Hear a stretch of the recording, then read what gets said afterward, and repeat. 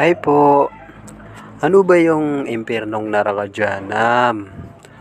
Ang impyernong Narakadyahanam ay sinusunog ang katawan ng tao. Tapos, masunog ang katawan ng tao, ay nabubuhay ulit. Sa abang buhay na yon ang nangyayari sa kanya.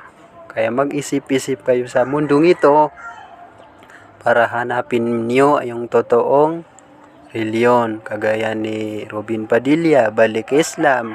Kagaya ng Islam, itry nyo, malay nyo. Yung hindi nyo akala, yung pala ang totoo.